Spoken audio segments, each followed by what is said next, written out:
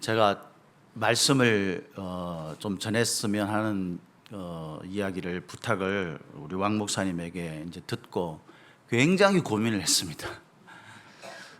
무슨 말씀을 전해야 할까? 제가 여기서 이렇게 딱 뵈니까 빛 때문에 뭐 자세히 보이지는 않는데 다 젊으시네요. 그리고 부목사님도 제가 지금 두 분의 얼굴을 뵌 것 같은데 다 잘생겼어요. 어떻게? 그래서 이 세련되고 이 얼굴도 다 잘생기고 다 빛나는 그런 모습을 가진 이분들 앞에서 제가 서 있는 이 자체가 굉장히 긴장이 되고, 또 제가 딱 오니까 이제 예배 순서랑 그다음에 큐시트랑 뭐 이런 게 세팅이 딱 돼 있어요. 딱 들어가니까 안내하는 사람부터 해가지고 들어가니까 뭐 음식도 차려져 있고, 뭐 물을 갖다 드릴까요? 뭐 따뜻한 차를 갖다 드릴까요? 그렇게 이야기하고, 퀴즈를 보니까 뭐 이렇게 분마다 탁 나눠져서 그렇게 돼 있어가지고, 야, 이거 잘못 까딱하다가는 시간 넘기면 큰일 나겠구나. 저는 남양주 화도읍이라는 곳에 있는 함께하는 교회를 담임하고 있습니다. 그 화도읍이라고 그렇게 되어 있는 지역 이름처럼 시지만 좀 약간은 시골처럼 되어 있고, 그러면서도 도시고, 그 아주 애매한 곳이에요. 근데 이제 그곳에 제가 그 교회를 담임하면서 설교할 때는요, 죄송합니다만 제 마음대로 합니다. 그래가지고 하면은 한 40분, 45분 정도 설교를 하는데, 제가 오기 전에 이제 이 교회에서 설교를 하시는 그 목사님들, 또 다른 분들이 와서 설교도 많이 하시더라고요. 그 목사님들이 설교를 어떻게 하시나 제가 들어봤어요. 왕 목사님 설교부터 해서 들어보니까 막 30분에 끝나는 거예요.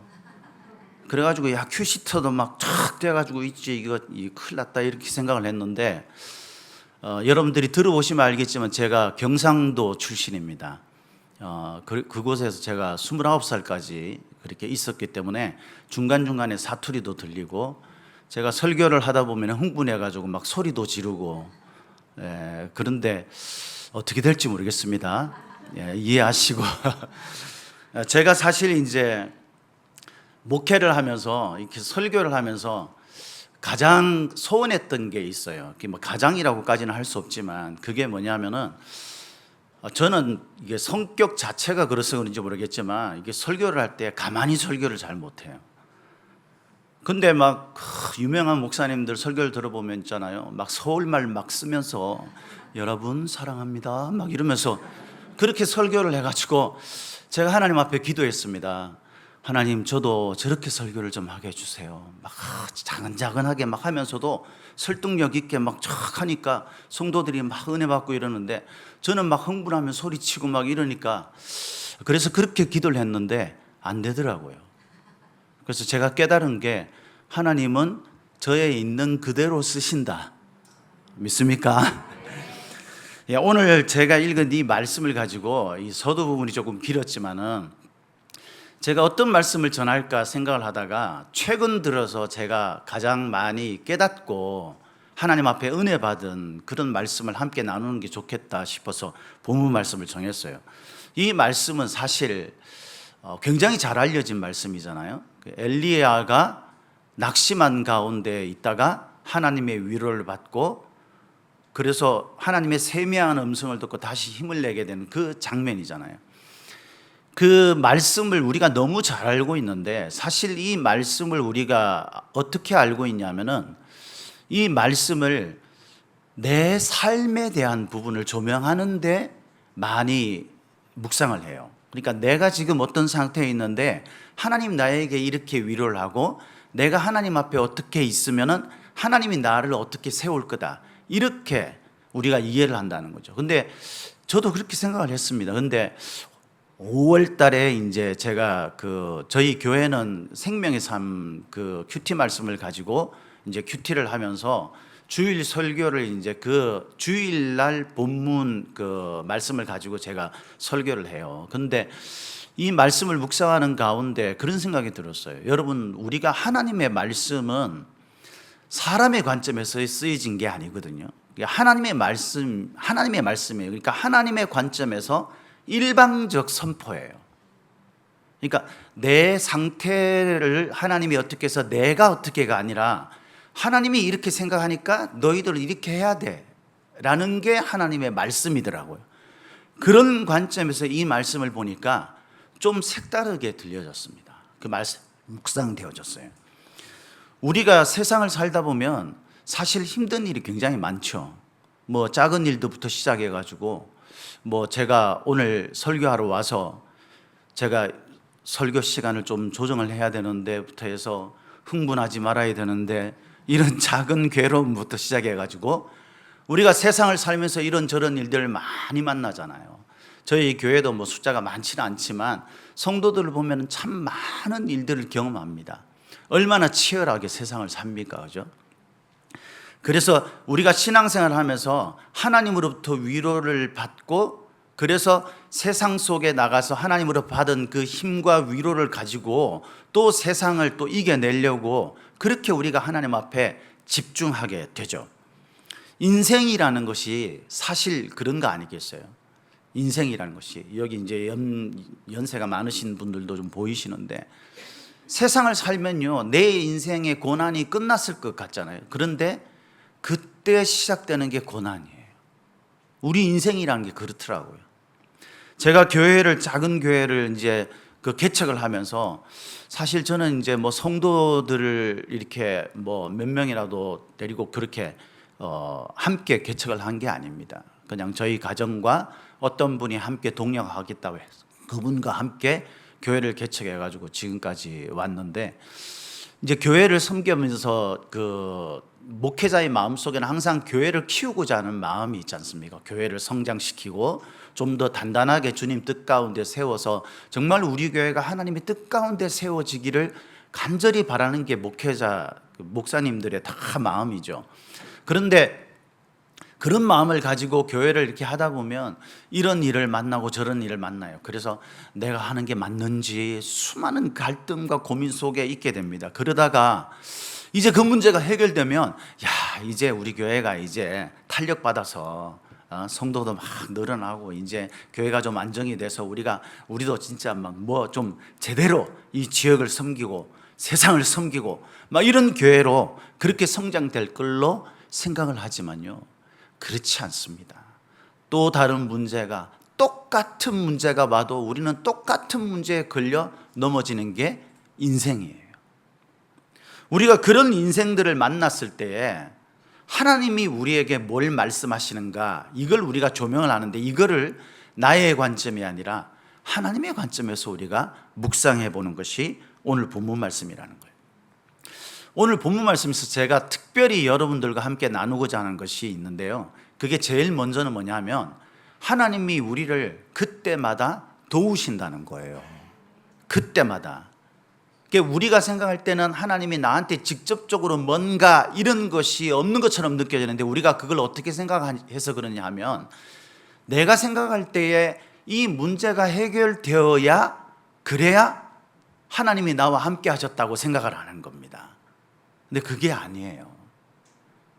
제가 최근에 이 하나님의 섭리 가운데서 가장 크게 깨달은 게 있는데 그게 뭐냐면 하나님의 시간입니다. 여러분 많이 들어보셔서 알겠지만은 시간이라는 단어 속에는 뭐 크로노스라는 게 있고 카이로스라는 게 있다고 그러잖아요. 쉽게 이야기하면 크로노스는 일반적인 시간이에요. 우리들이 생각하는 그런. 근데 카이로스는 타이밍이라고 이해를 하면 됩니다. 카이로스. 그러니까 하나님의 타이밍이 있어요. 근데 우리는 우리 시간을 볼 때에 이렇게 보는 거죠. 지금 현실을 보는 거예요. 현실을. 그러니까 요거밖에 못 보는 건데 하나님은 우리 인생 시작 전부터 우리를 보시는 분이잖아요. 우리가 태어나기 전부터 우리를 하나님이 계획하시고 이끌어 가시는 분. 그래서 우리 인생의 시작 전부터 하나님이 우리를 보시고 우리 인생의 끝까지 이미 한눈으로 보시는 분이거든요.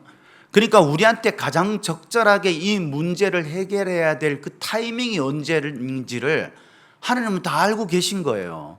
그래서 우리가 아무리 하나님 앞에 지금 이걸 해결해 주세요라고 해도 하나님이 보실 때에 야 그건 지금이 아니야 라고 하시면 안 되는 겁니다. 근데 우리는 지금이라는 거죠. 지금. 근데 왜 그러면은 제가 앞서 이야기한 것처럼 하나님이 그때마다 우리를 도우신다고 하시는가? 오늘 본문에 우리가 읽은 말씀은 아닌데요. 이 본문을 이해하기 위해서는 이 19장 말씀만 보는 게 아니라 18장 말씀도 함께 봐야 돼요.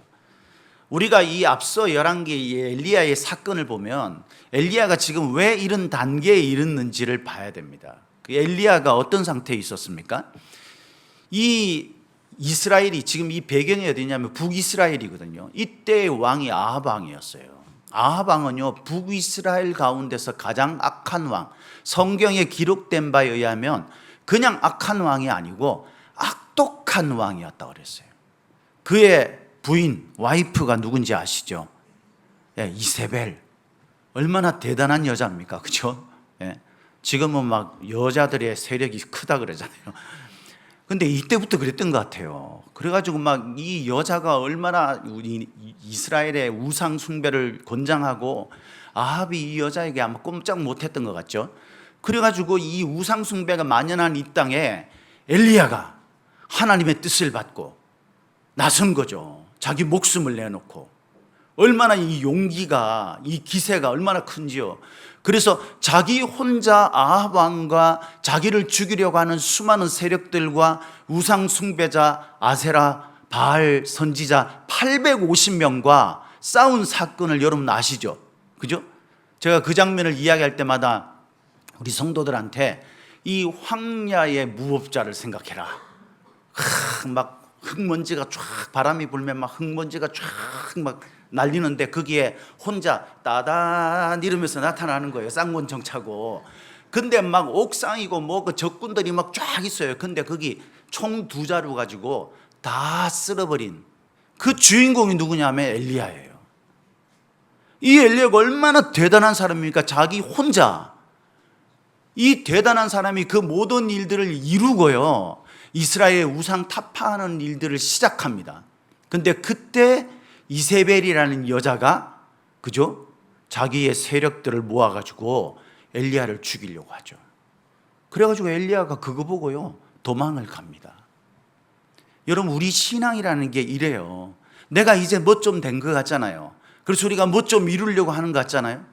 야, 내가 하나님 말씀 듣고 내가 이제 하나님을 진짜 만나서, 그래서 내가 하나님을 만나니까 이제 나에게는 능치 못한 일이 없는 것 같아. 믿는 자에게는 능치 못함이 없느니라 라고 말씀하셨으니까 아멘 그러고 막 하는데 됩니까? 여러분 됩니까? 저는 안 되더라고요. 우린 또 넘어지는 거예요. 또 문제가 내 앞을 가로막게 되면요, 우리가 낙심해가지고 도망을 가는 거예요. 그래서 엘리야가 어디 가요? 광야로 도망가가지고 로뎀나무에 쓰러졌어요. 로뎀나무 밑에 쓰러져가지고 거기서 잠이 드는 겁니다. 너무나 힘들어가지고. 그 잠이 들었다는 게 그냥 잠이 들은 거겠어요? 아무것도 할 수 없는 거예요. 무기력한 거예요. 그냥.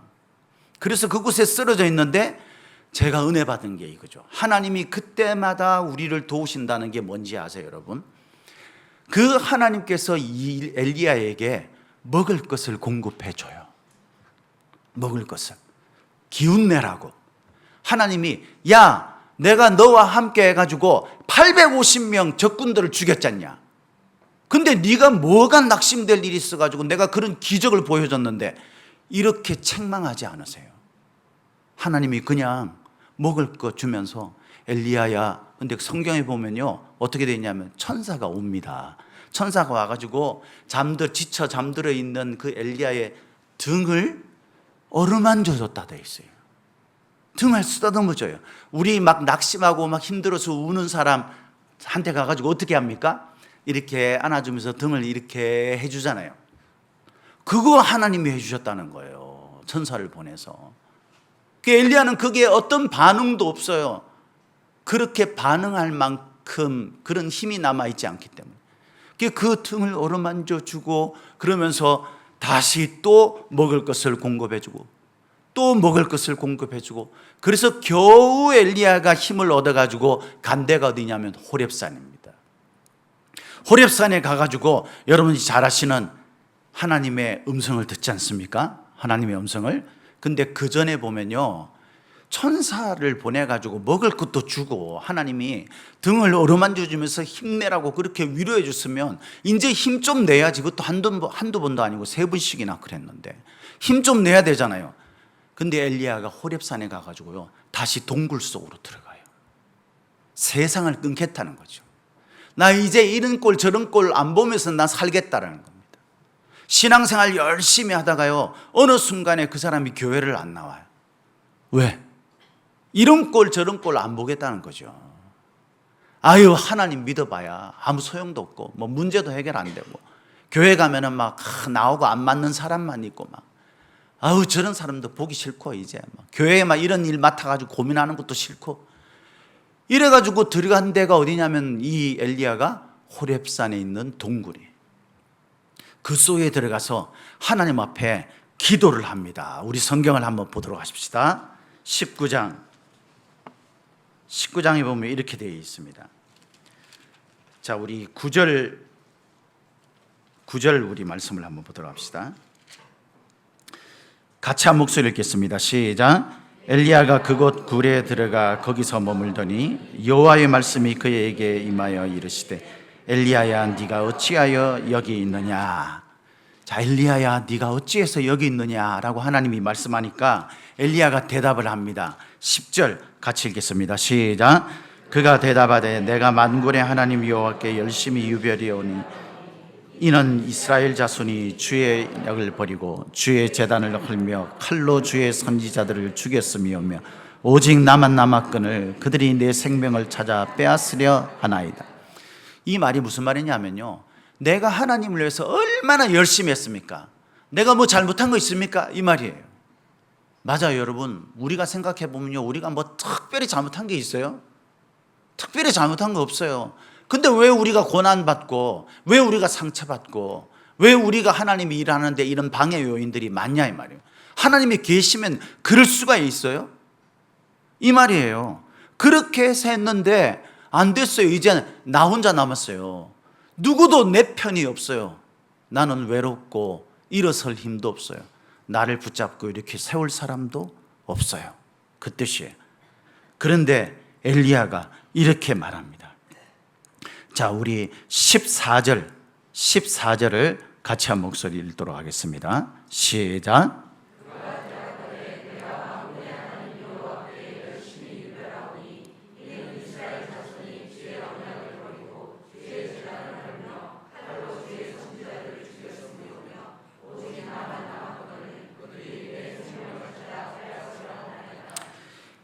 자기만 남았다라는 이야기를 계속 반복하면서 사람들이 나의 생명을 빼앗으려고 한다는 거죠.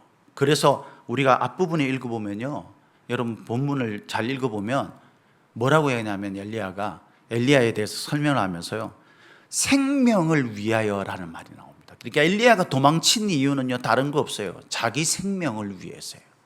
근데 예수님께서 우리들에게 약속하신 게 뭐죠? 나는 길이요 진리요 생명이니 그랬잖아요. 하나님이 우리에게 주시는 게 생명인데 사람들은 왜 이렇게 낙심하고 절망하게 되느냐 하면요, 자기 생명 때문에 그런 거예요. 내 생명이 위태로워져도, 우리 가정의 생명이 위태로워지고 내 인생의 어떤 생명, 내 자존심의 생명, 내 명예의 생명, 내 재산의 생명, 이런 것들이 위태로워졌다고 느끼기 때문에 우리는 뭐 하냐면 도망을 가는 겁니다. 그래서 이 도망 가운데서 엘리야가 말하는 이야기가 뭐냐면요, 나는 이제 그만했으면 좋겠습니다. 그 이야기를 합니다. 우리가 본문을 읽어보면 엘리야가 하나님 앞에서 이제 하나님 앞에서 내가 넉넉합니다라는 말이 나오는데, 이 넉넉하다라는 말이 원래 그 말씀을 앞뒤 문맥을 잘 읽어보면요, 이 뜻이 뭐냐면요, 그거예요. 하나님, 제가 할 만큼 했어요. 이제 난 더 이상 할 수 없어요. 이제 끝이에요. 이제는 안 할 거예요. 왜? 내가 죽을 거기 때문에. 이 뜻입니다. 우리가 이런 상황 속에 있을 때 제일 먼저 생각해야 되는 게 있어요. 그게 뭐냐면 사람의 인생이라는 게 그렇다라는 겁니다. 나에게 특별한 어떤 요인이 있어서 내가 앞으로 승승장구해 나가는 것이 내 인생이라고 생각하는 순간 우리는 넘어지는 거예요. 왜? 그런 일은 잘 안 일어나기 때문에. 우리 앞은 항상 문제가 있고 항상 그 문제를 해결하면 또 다른 문제가 덮쳐오기 때문에. 사람은 원래요, 연약하고 무기력하고 무능력하고 죄인입니다. 믿습니까? 그래서 우리가 말씀해 보면 창세기 6장 5절 말씀해 보면 이런 말씀이 있잖아요. 여호와께서 사람의 죄악이 세상에 가득함과 그 마음으로 생각하는 모든 계획이 악할 뿐인 것을 보셨다 그랬어요. 사람의 생각이 원래 악해요.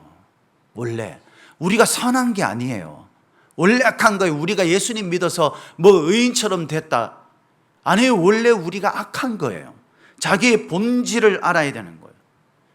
예레미야 17장 9절 말씀에 보면 우리 영상이 나오겠죠. 우리 다 같이 한번 읽어보도록 합시다. 시작.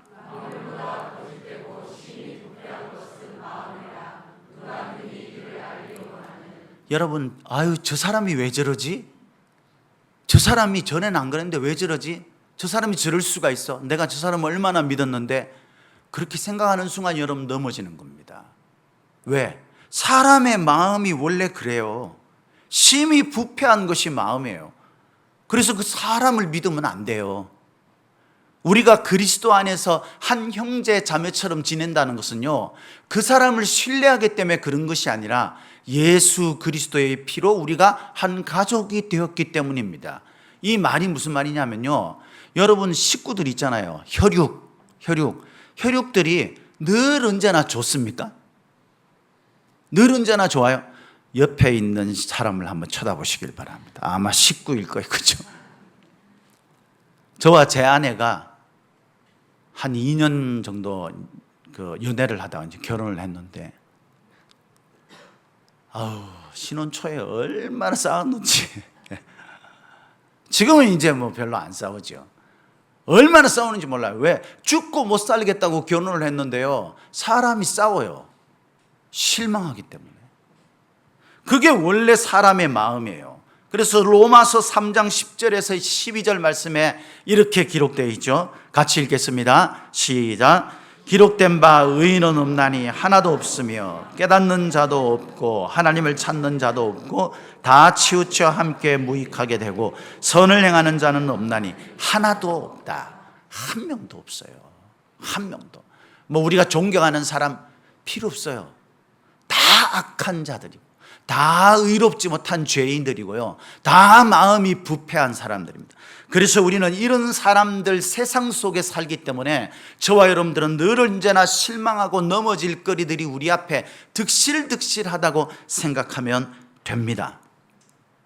제가 얼마 전에 제가 어떤 아이들, 잘 알고 있는 아이들이 있는데 그 아이들 중에서 이제 서로 이야기하는 것을 봤어요. 이제 한 대여섯 명 정도가 모여가지고 이야기를 하는데, 걔들이 전부 나이가 이제 7살, 뭐 8살 그런 애예요.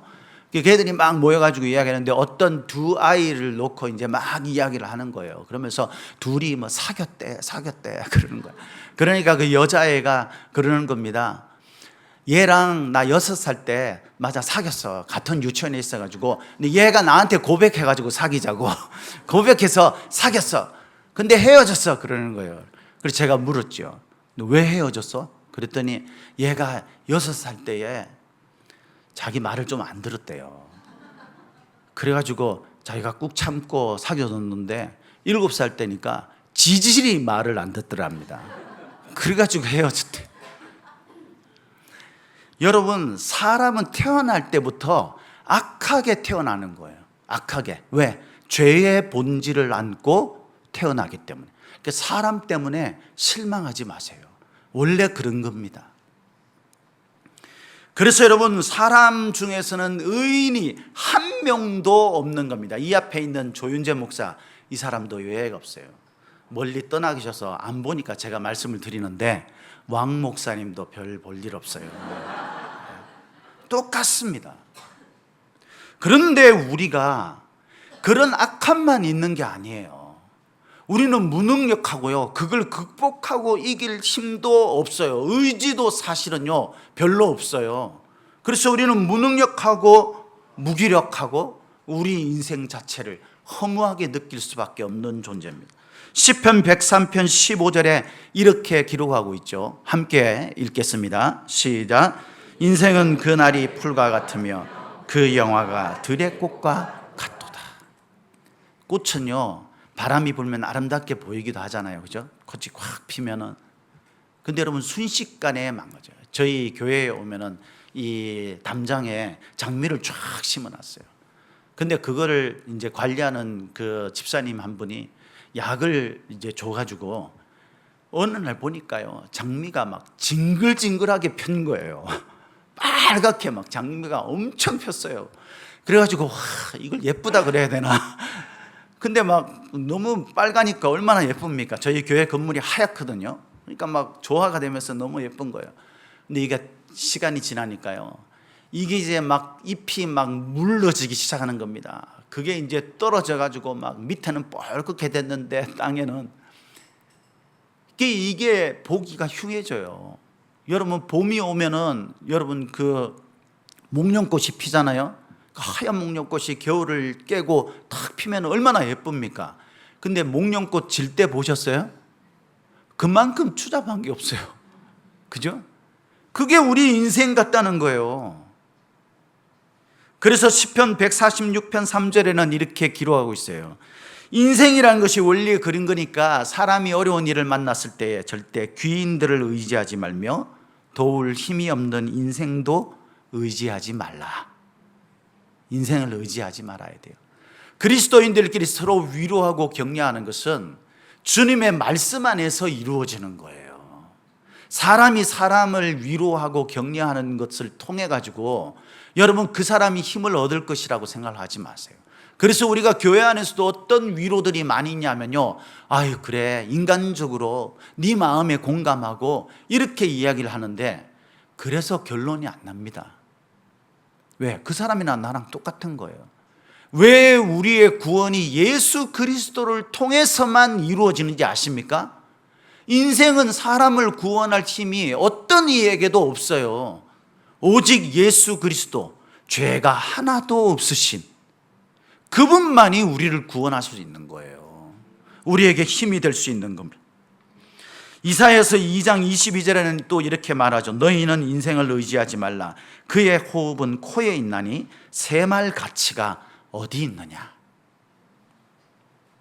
우리는 인생의 문제를 원래 극복할 수 없는 존재입니다. 그래서 절대적인 구원의 방법으로 하나님은요, 예수 그리스도를 통해서만 이루어지게 하신 거예요.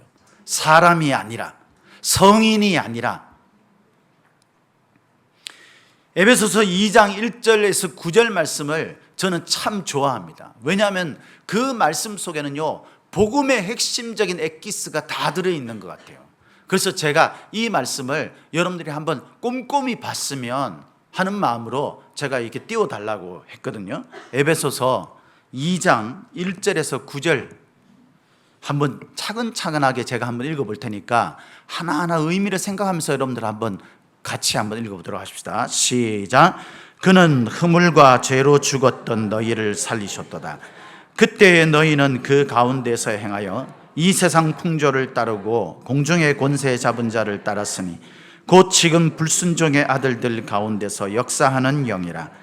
전에는 우리도 다 그 가운데서 우리의 육체의 욕심을 따라 지내며 육체와 마음에 원하는 것을 하여 다른 이들과 같이 본질상 진노의 자녀이었더니 긍휼이 풍성하신 하나님이 우리를 사랑하신 그 큰 사랑을 인하여 허물로 죽은 우리를 그리스도와 함께 살리셨고 너희는 은혜로 구원을 받은 것이라.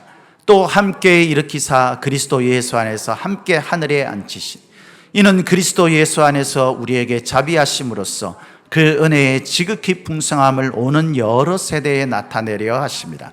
너희는 그 은혜에 의하여 믿음으로 말미암아 구원을 받았으니 이것은 너희에게서 난 것이 아니요 하나님의 선물이라. 행위에서 난 것이 아니니 이는 누구든지 자랑하지 못하게 함이라. 아멘. 엘리야는 혼자 남았다고 생각했습니다. 혼자 남았을 때에 이겨낼 힘이 있겠습니까? 자신은 무기력하고 무능력하고 죄 많은 가운데서 이 문제를 해결할 어떤 방도도 없어요. 그래서 엘리야는 본문에 보면 이제 넉넉합니다. 이제 그만하겠습니다. 이렇게 고백할 수밖에 없었을 겁니다. 근데 하나님은 그때에 그가 일어나도록 먹을 것을 공급하시고 그가 일어나도록 등을 어루만져 주시고 위로해 주실 뿐만 아니라 마침내 엘리야가 가지고 있었던 세 가지 의식을 뒤바꾸는 작업을 하십니다. 우리가 본문을 가만히 읽어보면요, 사실 엘리야가 생각했던 몇 가지가 있어요.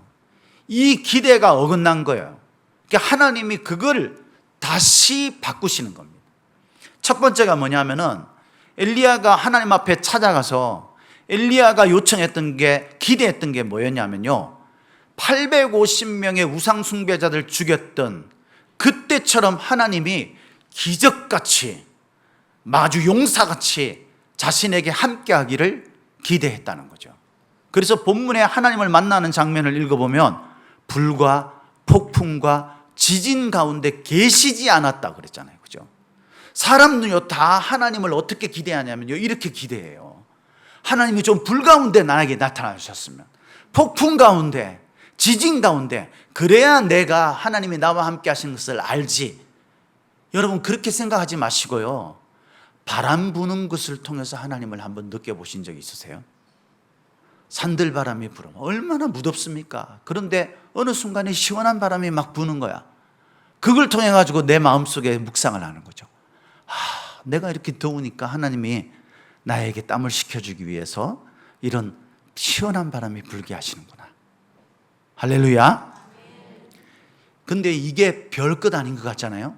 여러분들이 그런 생각을 하기로 마음속에 먹고 그걸 자꾸 고백하기 시작하는 순간 뭐가 들리냐면요, 하나님의 세미한 음성이 들립니다. 할렐루야. 하나님의 세미한, 이게 첫 번째예요. 하나님은 불과 폭풍과 지진을 요청하는 우리의 기대를 여지없이 꺾으시고 그걸 무기력하고 무능력하게 만드시고 하나님의 방식으로 우리를 인도하신다는 것을 알게 하시는 거죠. 두 번째는 엘리야가 로뎀나무 밑에 있다가 달아나서 겨우 도착한 호렙산에서 어디에 있었다고 그랬어요? 동굴 안에 숨어 들어갔다고 그랬잖아요. 그때 하나님께서 엘리야에게 말했죠. 네가 어디 있느냐? 이 말이 무슨 말입니까? 네가 있을 곳은 여기가 아니라는 거예요. 그러니까 우리는요, 있고 싶어 하는 데가 있어요. 교회 안에서도 제가 목사로서 이제 담임을 하다 보니까 성도들이 봉사하고 이렇게 하는 게 있잖아요. 자기들이 원하는 것만 하려고 그래. 아우, 나는 이거는.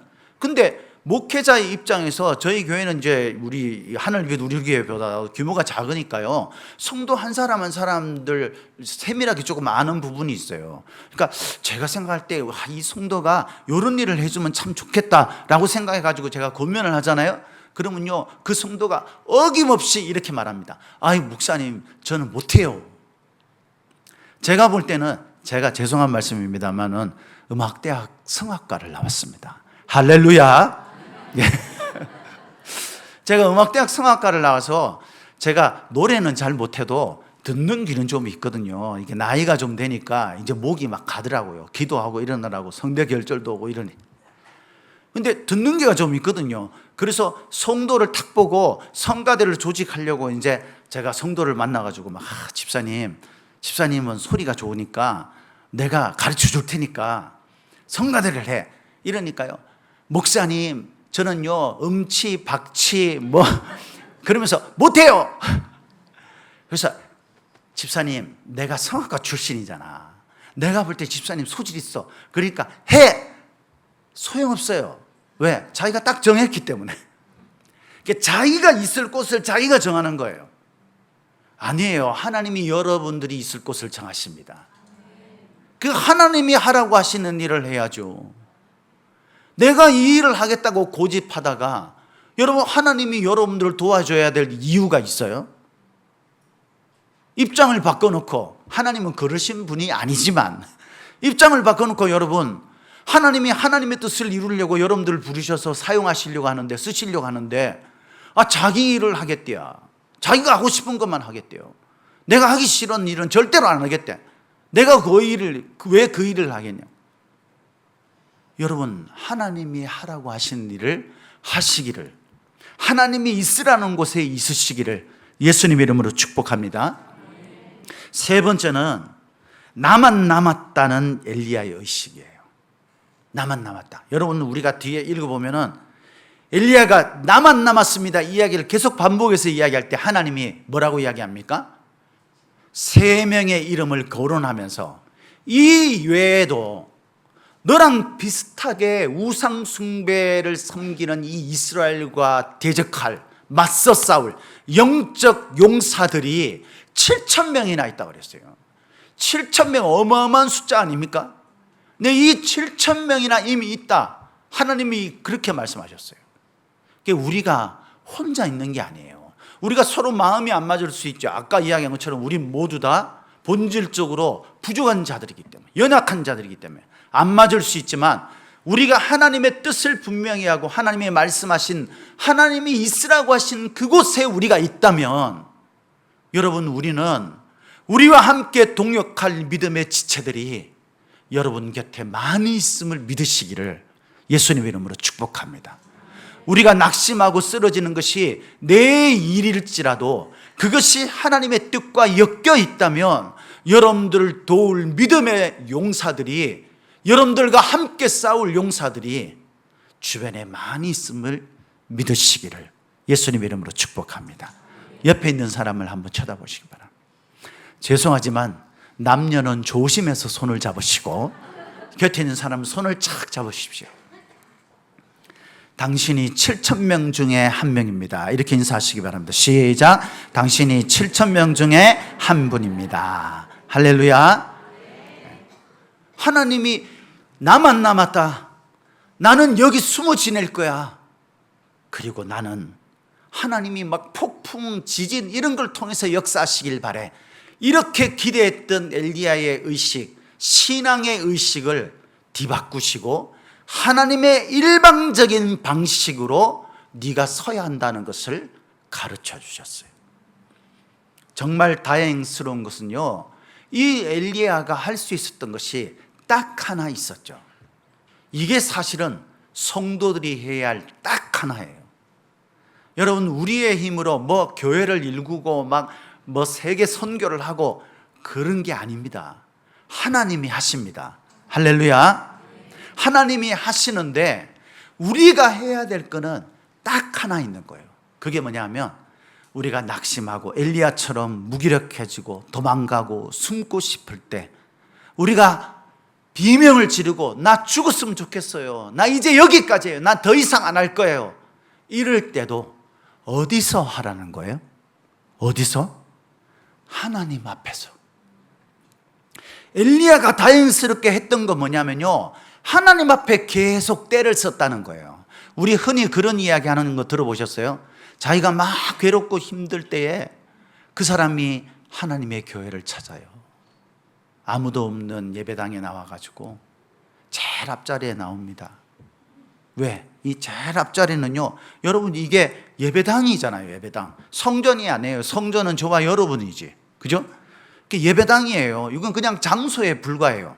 그럼에도 불구하고요, 이곳에 기도의 터가 쌓여 있으면 이곳에 기도의 문이 잘 열리는 줄 믿으시기를 예수님 이름으로 축복합니다.